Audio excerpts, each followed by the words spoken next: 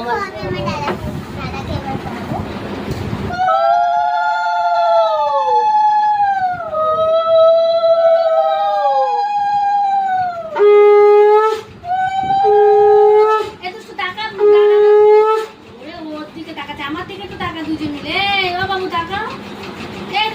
আর কি দিতে হবে না, আমার টাকা একটা ফটো তুলতে দেয় না, আমাদের টাকা।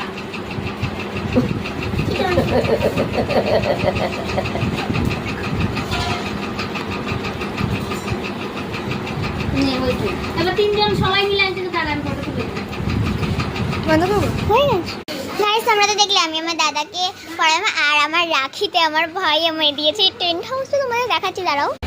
এই দেখো আমার রাখির গিফট, ও মাই গড, ভেতরে খুব সুন্দর। এই তোমার বেস্ট ফ্রেন্ডকে তোমাদের কখনো দেখাইনি, এটা হচ্ছে আমার বেস্ট ফ্রেন্ড আর রাখিতে ও আমায় দিয়েছে এইগুলো। বাবারে বাবা। গাইস এখন আমি পড়াবো আমার বেস্ট ফ্রেন্ডকে রাখি, চলো দেখো। গাইস এই দেখো, এই রাখিটা আমার পুতুল বেস্ট ফ্রেন্ডের জন্য, আমি যাকে পুতুল দিদি বলি তোমাদের সব সময় বলতে থাকি।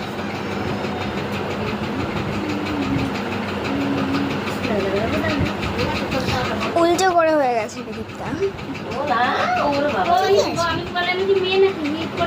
কেমন লাগলো কমেন্ট করো।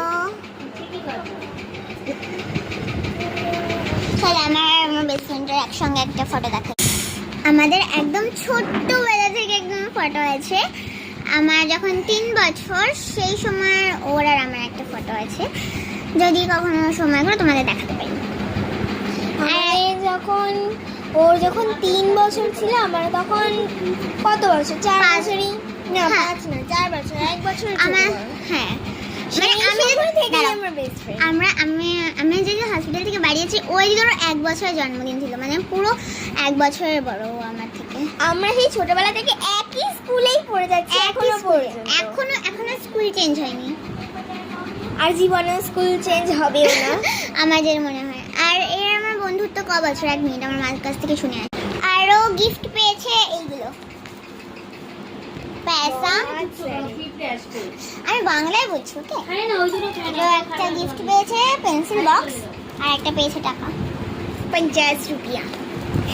ও হিন্দিতে কথা বলতে খুব ভালোবাসে, ওর জন্য হিন্দিতে বলছি। আমি হিন্দিতে কথা বলতে খুব ভালো, শুধু আমি না, আমার বোন বেস্ট ফ্রেন্ডও। আমি যখন ওকে বলি যে আমি তো ওর বেস্ট ফ্রেন্ড, ও বলছে বেস্ট ফ্রেন্ড, তুই তো আমার বোনুস। আমি যদি একেবারে হতাম তাহলে অনেক মজা হতো।